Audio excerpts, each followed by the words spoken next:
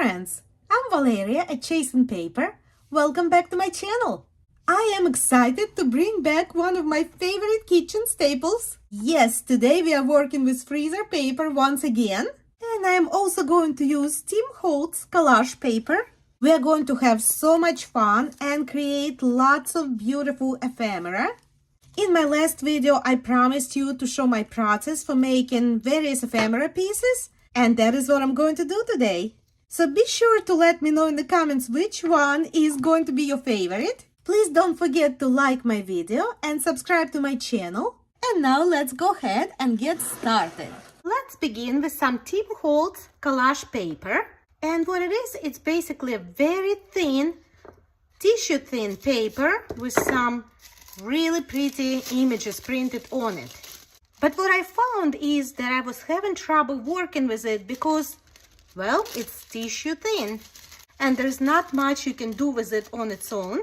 So I found a way to make it sturdier and stronger, and now I'm able to use it in a variety of projects and I love it. The possibilities with it are endless. So I'm going to tear a length of this paper.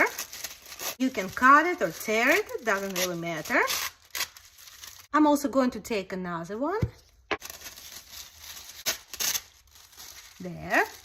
And I am now bringing in my favorite freezer paper.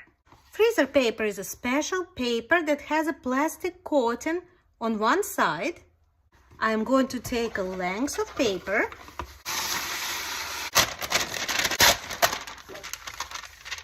And I am also going to need a piece of parchment paper. Parchment paper is also called baking paper, and we are going to use it to protect the top layer of our work, and it's also going to protect our iron from the plastic coating of the freezer paper. It's all going to make sense in a moment. When you look at your freezer paper, you will notice that one side of it is sleek and shiny. This is the side of paper that has that plastic coating. So we want to place our paper with the shiny side facing us. I'm just going to weigh it down with some coasters for a few moments. There. Now I'm bringing in my collage paper. Now collage paper is printed on one side. So find the side that has that pretty picture printed and make sure it's facing up. Please be sure that your collage paper does not overlap. And now I'm going to cover it all with a piece of parchment paper. My piece of parchment paper is not exactly big enough, so I'm going to have to move it throughout the process. By the way, parchment paper is exactly the same on both sides, so it doesn't matter which side of the parchment paper is facing up and which side is facing down. And now I'm getting my iron. My iron is set to its hottest setting, which is linen on mine, and the steam function is off. And now I am going gently over the papers. Now make sure to spend enough time on each area of your collage paper.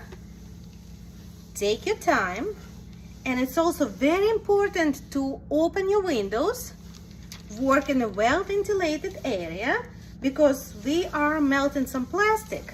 There, I'm moving the parchment paper to make sure that my iron does not touch any freezer paper. Otherwise, that plastic would stick to my iron and I don't want to be cleaning that mess. I took my time and look at that, it's already fusing pretty well. But now I'm going to flip this over and I'm going to go over the back side.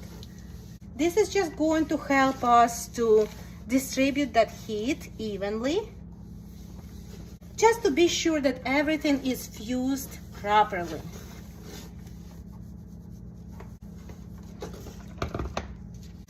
Let me peel that off.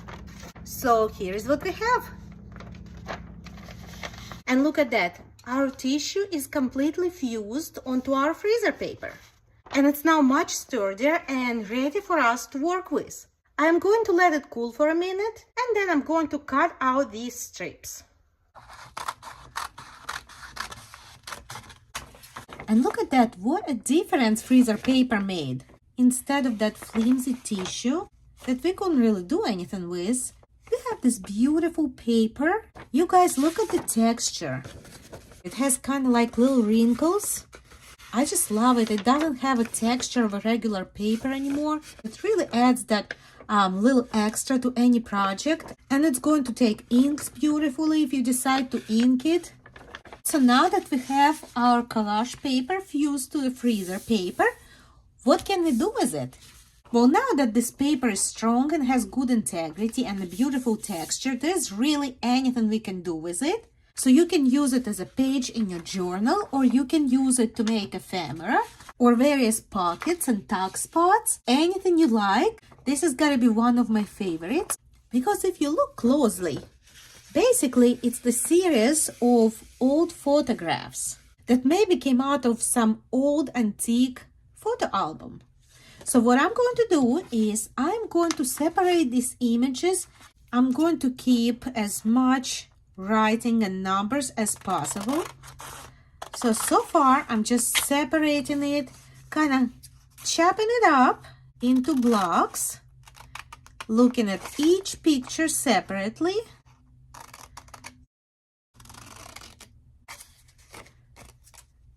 And of course, the way these images are kind of located on the paper, it's not possible to salvage it all.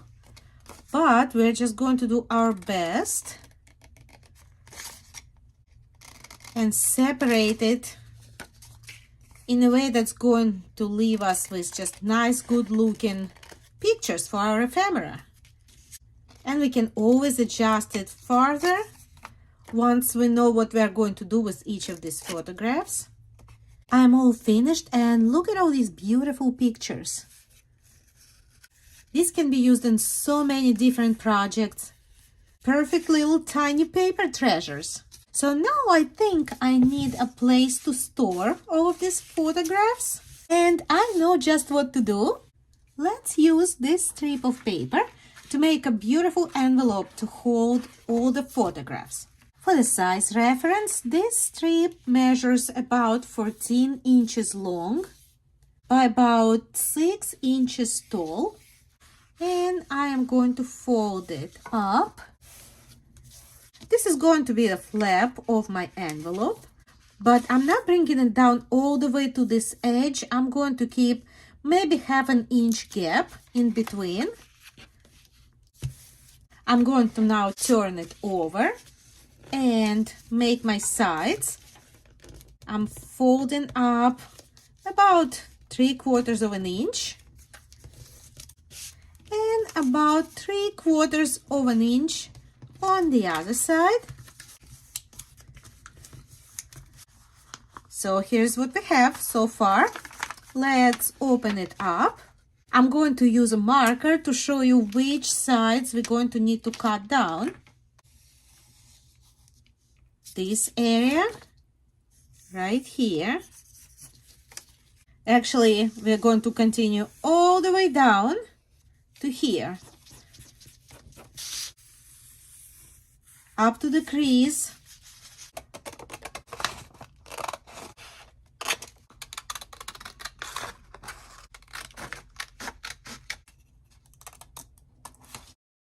But before I do any gluing to assemble this envelope, I want to add a window in the back.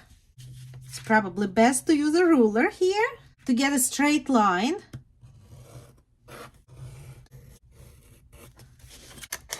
And cut on the line. I know a lot of you guys don't like working with an X-Acto knife.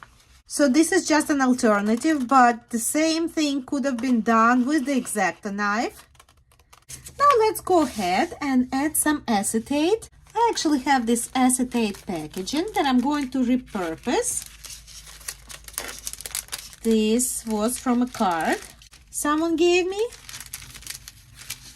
And I'm going to cut a piece just a little bit bigger than my window.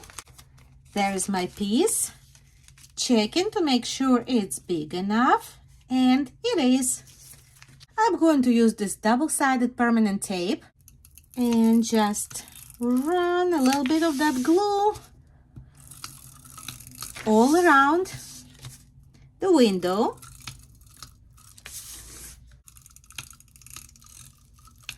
Here's my acetate, placing it right on. Let's see what it looks like on the other side. I do want to outline the window, so I'm going to use this washi tape. I had this beautiful postcard sticker. It is actually a perfect size to go inside of that window. Right there. I'm going to add some Scotch permanent glue.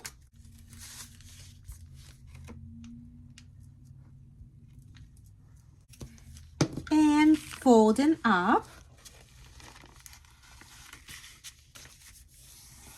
There we go. Great. I decided I want to go ahead and reinforce the top edge with the same washi tape. We could have done it before we glued on our sides, but it's not too late.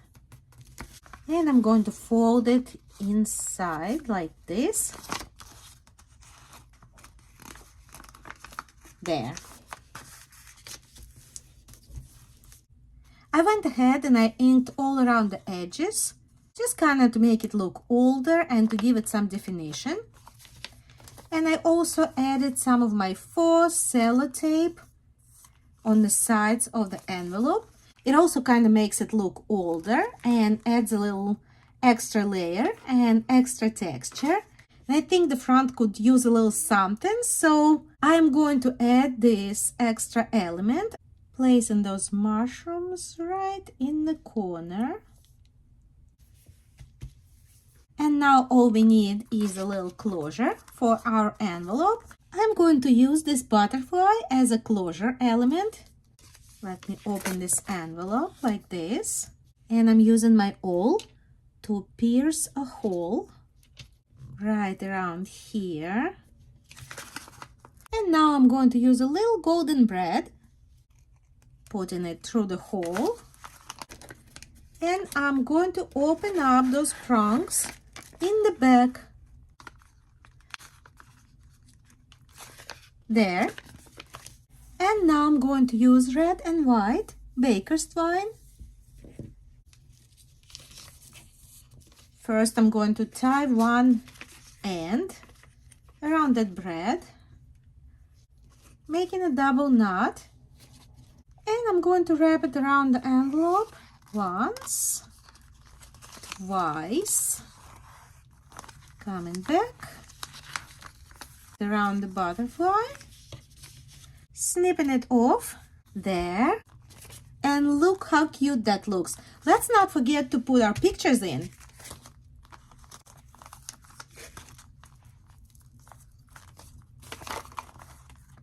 There's our collection of photographs.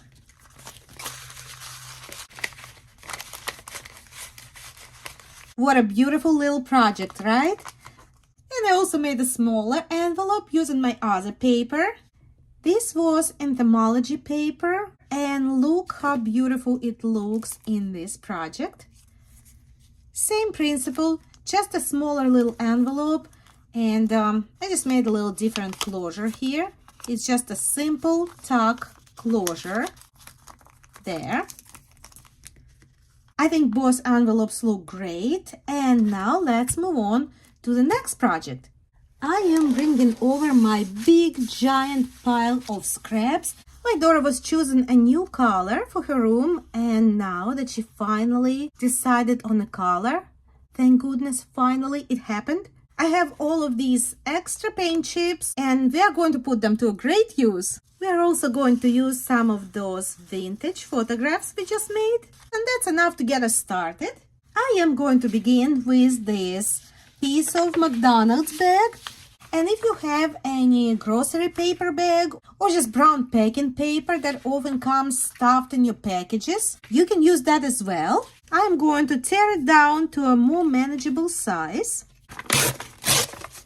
And now I'm going to give it some freehand tearing,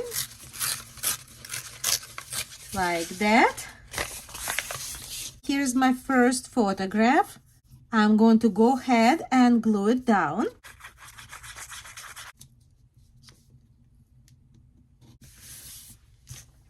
And I'm going to glue down this photograph right here.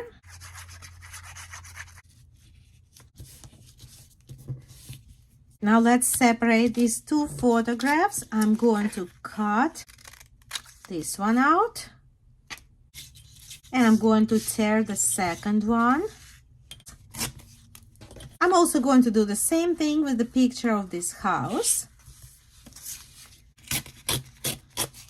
And that's a great start for any project. So let's see where it takes us.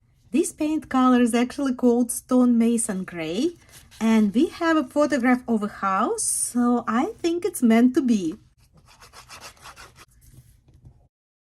I didn't glue down the edges. I like it that it sort of has a little texture and a little unevenness to it. I'm going to mount this tour's photograph onto this piece of scrapbooking paper. This is a thick scrapbooking paper, has some nice weight to it. So it makes a great base. I'm going to cut down this piece to make it a little narrower.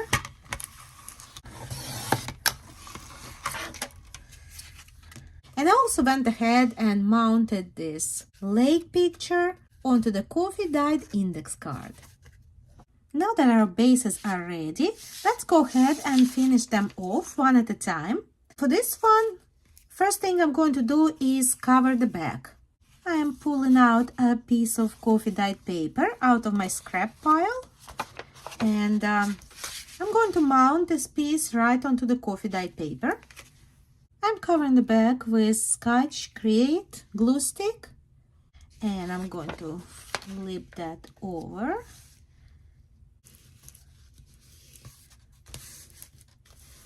And as soon as that glue is dry, we can go ahead and cut it out.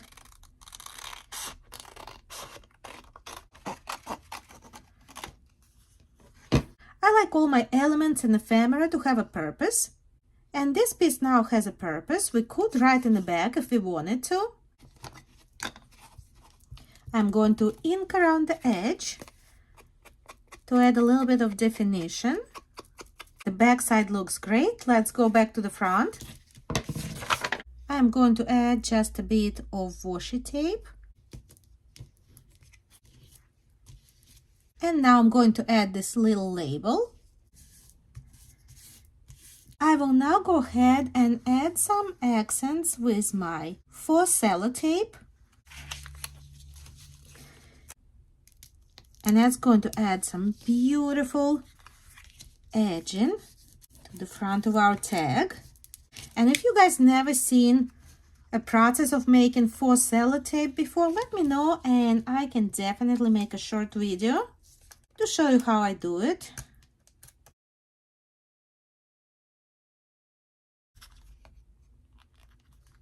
There. Now I'm going to add this topper to the corner. I actually made this topper with my die cutting machine, but as you can see by its shape, it would be really easy to make something like that just by hand. And I'm going to put it right here. I'm going to let a small part of it stick out on the side, cutting off this part that's hanging off on the side. Now let's go ahead and punch a hole. I'm going to use my handheld crocodile. Now let's set this eyelet.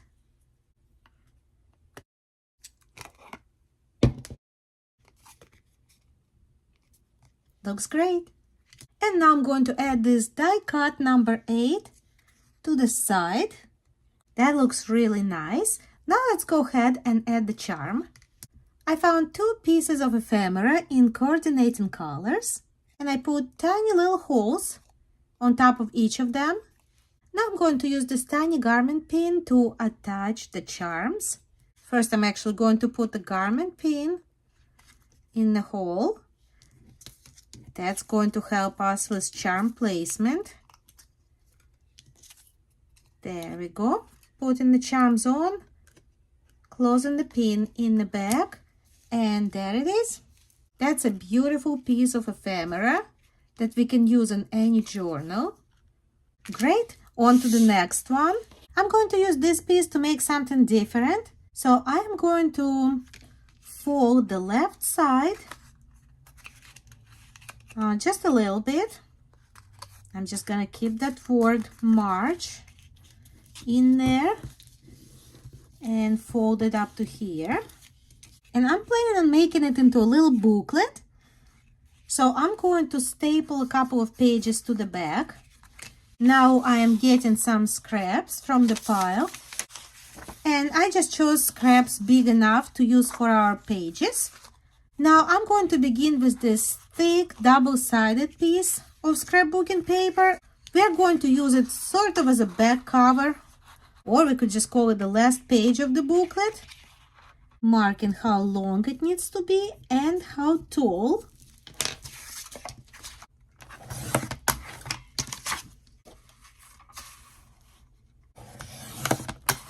There. Now for the pages.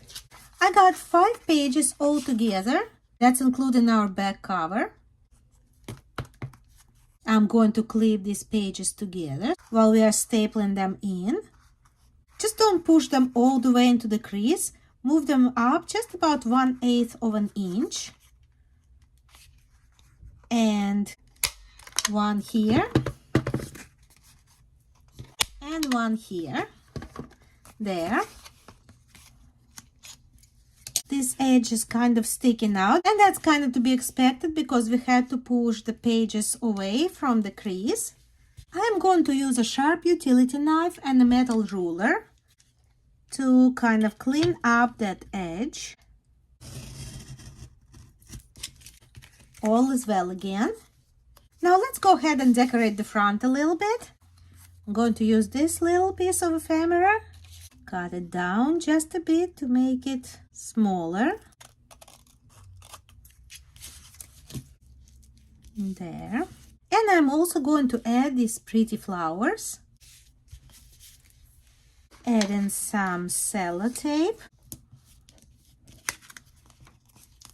Oh, and you know what?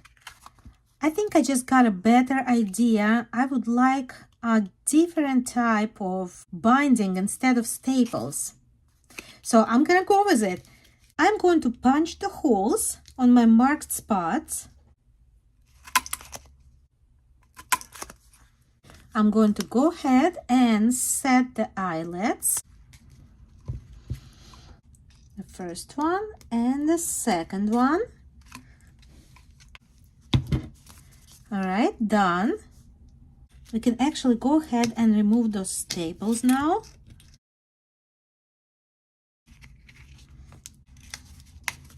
There. The holes are actually not that noticeable, but if I was bothered, I would just cover them up with some washi tape. I'm going to use some baker's twine to put through the holes and tie it off.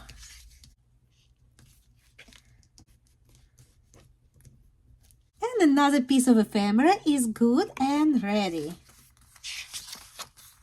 There it is. Off to the next one.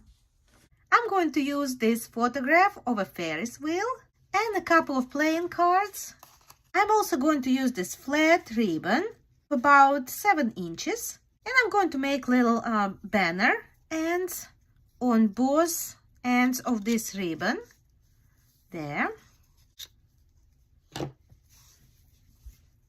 Now I'm going to use my fabric tag glue to glue the ribbon down in the middle of this card.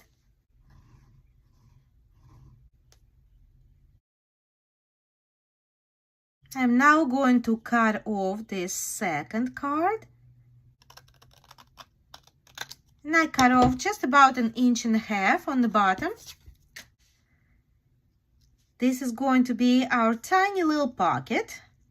With my 1-inch round punch, I'm putting a little notch in the center. There. And putting glue all around the edge.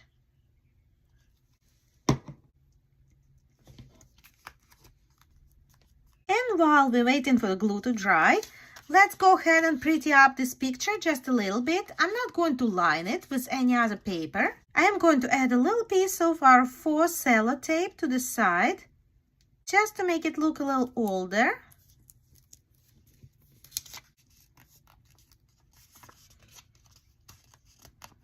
Cutting off this excess tape.